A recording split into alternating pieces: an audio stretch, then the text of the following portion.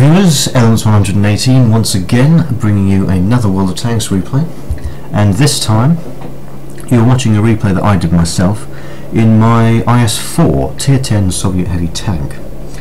Now I prefer this actually to the IS-7. I also have the IS-7. I think the gun on this tank is better,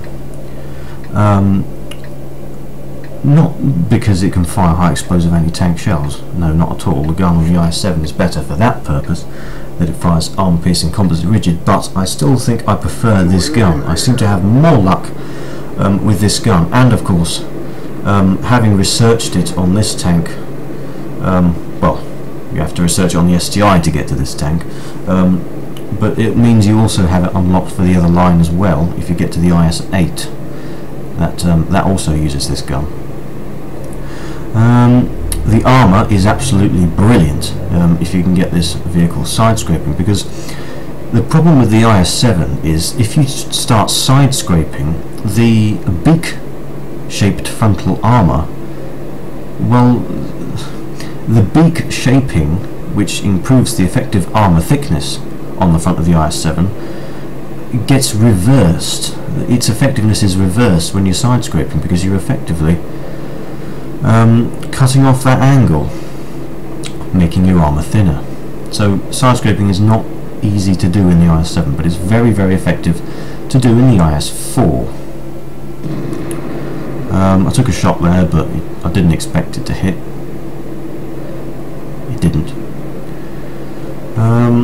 Now then, the gun does on average 440 damage with 258mm of penetration with the standard armor piercing, and if you load high explosive anti-tank, gives you 340mm of penetration.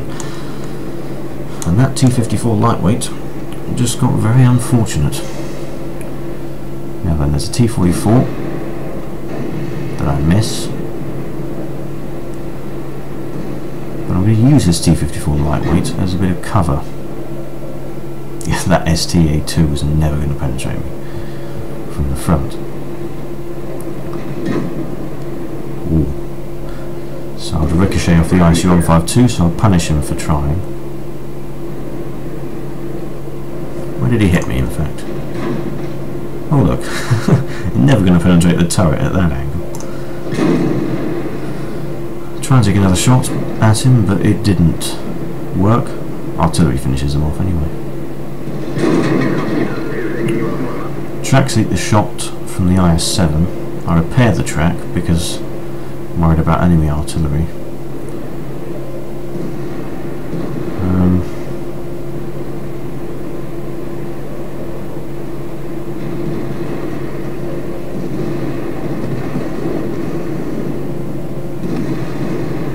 That wasn't a particularly good shot there.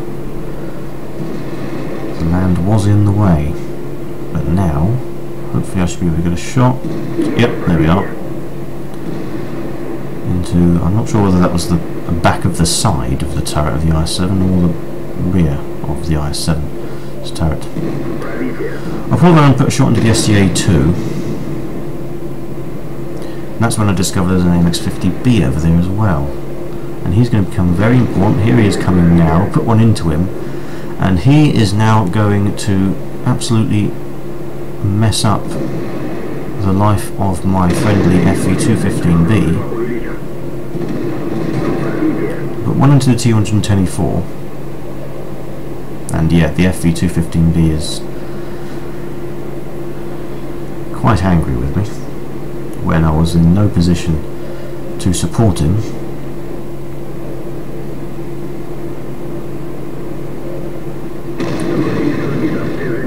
That's when artillery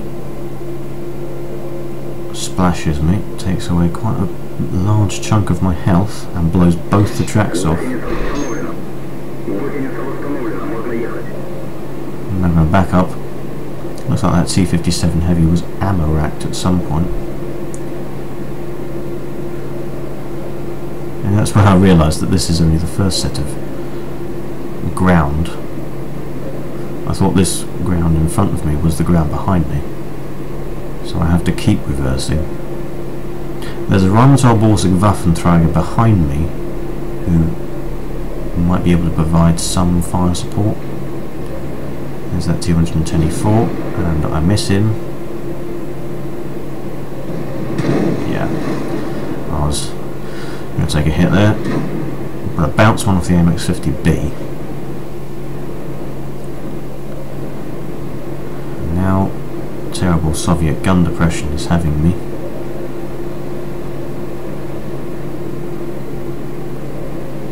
There's the AMX-50B.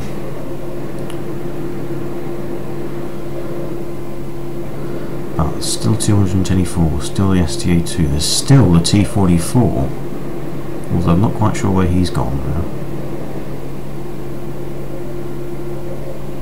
There's the T-124, there's his turret cupola, and there is now a wreck for 224. The Rheinmetall Baltic Waffenjäger has joined me, and he's driving out there, which is really not a good idea. But he does put one into the STA-2, so I go over the top, put one into him, and then blow his tracks off, and then artillery finishes him off. There's the AMX-50B. I would have taken that shot, even if it was a risky shot, but the AMX backed up, so I couldn't take the shot. So, drive forward and take the shot. I thought he was reloading at that point. Turns out that was a bad move. And here comes this T-44. Try and go for the tracking shot, but it doesn't work. And then, obviously, Rheinmetall Baltic Waffenjäger gets taken out by the GW100, being an anti-magnet. And the AMX is probably reloading at this point. Not sure this T-44 quite knows what he's doing. Nearly goes and drowns himself for some reason. Conway punishes him.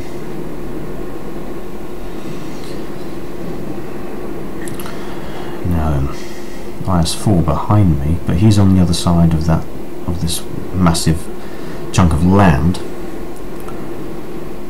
And this is where I completely forget about the enemy artillery. And yeah, that's what happens when you don't pay attention to the fact that there's artillery. And I did know that that GW100 was focusing on this flank because he killed the Rheinmetall Baltic Waffenjäger. And he splashed a shot on me earlier.